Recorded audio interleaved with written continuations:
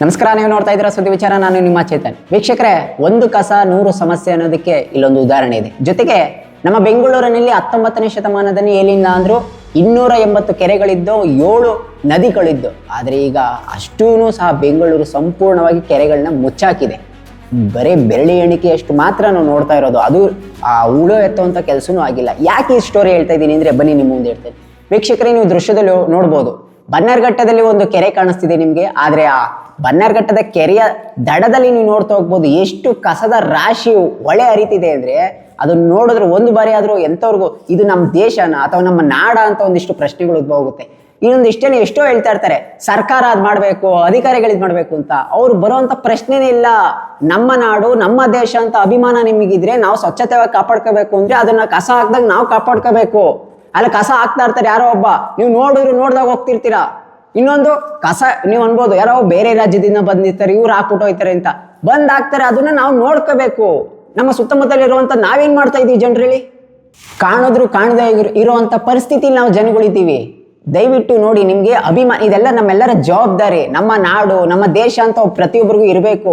ಅಲ್ಲಿ ನಮ್ಮ central government ಅಲ್ಲಿ ಮೋದಿಯವರು ಸ್ವಚ್ಛ ಭಾರತ ಅಭಿಯಾನ ಅಂತ ಹೇಳ್ತಾರೆ ಒಂದು ಕಡೆ.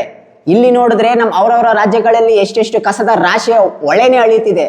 ನಾನು ಅದ್ರ ವಿಷಯ ಮಾತಾಡ್ತಿಲ್ಲ. ಬಟ್ ಬೆಂಗಳೂರಿನಲ್ಲಿ ಇದು ಕಸದ ಯಾವ ರೀತಿ ಆಗ್ತಿದೆ ಅಂದ್ರೆ, ಆ ಡಂಪು ಅದ್ರ ಒಂದು ವಿವರಣೆಯನ್ನು ವಿವರಿಸಕ್ಕೂ ಆಗ್ತಿಲ್ಲ. ಆ ರೀತಿಯಲ್ಲಿ ಕಸದ ಒಂದು ಬ್ರ್ಯಾಂಡ್ ಬೆಂಗಳೂರು ಹೋಗಿ ಕಸದ ಬೆಂಗಳೂರು ಅಂತ ಆಗುವಂತ ಪರಿಸ್ಥಿತಿ ಬರ್ತಿದೆ. ದಯವಿಟ್ಟು ಅರ್ಥ ಮಾಡ್ಕೊಳ್ಳಿ. ಈಗ ಆಲ್ರೆಡಿ ನಾವು ಕೆರೆಗಳನ್ನ ಸಂಪೂರ್ಣ ಮುಚ್ಚಾಕ್ಬಿಟ್ಟಿದೀವಿ. ಅದು ಉಳುವಂತ ತೆಗೆಯುವಂತ ಕೆಲಸನೂ ಆಗ್ತಿಲ್ಲ. ಅಧಿಕಾರಿಗಳು ನೋಡ್ದಂಗೆ ಇದ್ರೆ, ಯಾಕಂದ್ರೆ ಜನ ಪ್ರಶ್ನೆ ಮಾಡಲ್ಲ.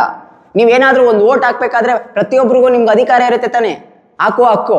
ಅದೇ ರೀತಿ ನಿಮ್ ಕೆಲಸ ಆಗ್ಲಿಲ್ವಾ, ಕಸದ ಗಾಡಿ ಬರ್ಲಿಲ್ವಾ, ಮನೆ ಹತ್ರ ಬರ್ತಿಲ್ಲ ಕಸದ ಗಾಡಿ, ಕೇಳಿ ಅಧಿಕಾರಿಗೆ ನಂಬರ್ ಇಸ್ಕೊಂಡು ಅಂತವ್ರನ್ನ ಕರ್ಸ್ಕೋಬೇಕು. ಅದನ್ನ ಪ್ರಶ್ನೆ ಮಾಡಿಲ್ಲ ಅಂದ್ರೆ ಅವಾಗ ನಿಮ್ಗೆ ಎಲ್ಲಿ ಹೇಳಿ, ನಿಮ್ಗೆ ಅವಾಗ ನಿಮ್ ಸ್ವಾತಂತ್ರ್ಯನೇ ಸಿಕ್ಕಿಲ್ಲ ಅಂತ. ಒಟ್ನಲ್ಲಿ ನಿಮ್ಮಲ್ಲಿ ಏನ್ ಗೊತ್ತಾ, ಯಾರನ್ನ ಹಾಳಾಗೋಗ್ಲಿ ನಾವು ಚೆನ್ನಾಗಿದ್ರೆ ಸಾಕು ಅಂತ ನಿಮ್ಮಲ್ಲಿ ಇರುವಂತ ಮನೋಭಾವ. ಹಾಗಾದ್ರೆ ನಿಮ್ಮಲ್ಲಿರುವಂತ ನಾಡು ಬೆಳೆಯಲ್ಲ, ದೇಶನೂ ಬೆಳೆಯಲ್ಲ. ಅದಕ್ಕೆ ಒಂದು ಉದಾಹರಣೆ ಹೇಳ್ತೀನಿ. ನಮ್ಮ ದೇಶದಲ್ಲಿ ಎಲ್ಲರೂ ಸತ್ತ ಪ್ರಜೆಗಳಂದ್ರೆ ಅದು ತಪ್ಪಾಗಲ್ಲ. ಯಾಕಂದ್ರೆ ಆ ರೀತಿ ಆಗ್ಬಿಟ್ಟಿದೀವಿ ನಾವೇ. ಯಥಾ ರಾಜ ತಥಾ ಪ್ರಜೆ ಅನ್ನಂಗಿದ್ದೀವಿ. ದಯವಿಟ್ಟು ಅರ್ಥ ಮಾಡ್ಕೊಳ್ಳಿ. ನಮ್ಮ ಬೆಂಗಳೂರು ಏನಾದ್ರೂ ಸ್ವಚ್ಛತೆ ಆಗ್ಬೇಕು. ಯಾಕಂದ್ರೆ ಬೆಂಗಳೂರು ಇಡೀ ದೇಶಕ್ಕೆ ಮಾದರಿ ಆಗಿರುವಂತ ಅಂತ ಬೆಂಗಳೂರನ್ನ ನಾವು ಸಂಪೂರ್ಣವಾಗಿ ಕಸದ ರೀತಿಯಲ್ಲಿ ಖಾಲಿ ಸೈಡ್ ಸಿಕ್ಕಿದ್ರೆ ಸಾಕು ತಂದು ಎಸೆಯುವಂತ ಪ್ರಯತ್ನ ಮಾಡ್ತೀರಾ. ದಯವಿಟ್ಟು ಅಧಿಕಾರಿಗಳು ಯಾರು ಕಸ ಹಾಕ್ತಾರೋ ಅದ್ರ ಬಗ್ಗೆ ಕಠಿಣ ರೀತಿಯ ಕ್ರಮ ತಗೊಳ್ಳಿ. ಇಲ್ಲಿರುವಂತ ಜನರು ಅಷ್ಟೇ, ಇದು ನಮ್ಮ ನಾಡು ಅಂತ ಪ್ರೇಮ ಇದ್ರೆ ನೀವು ಯಾರಾದ್ರೂ ಕಸ ಹಾಕ್ತಿದ ಅಂತವ್ರನ್ನೇ ಹಿಡಿದುಕೊಡುವಂತ ಪ್ರಯತ್ನ ಮಾಡಿ. ಕಸ ಹಾಕ್ಬೇಡಿ, ಪ್ರಶ್ನೆ ಮಾಡೋರು ಕಸದ ಗಾಡಿ ತರಿಸುವಂತ ಪ್ರಯತ್ನ ಮಾಡಿ.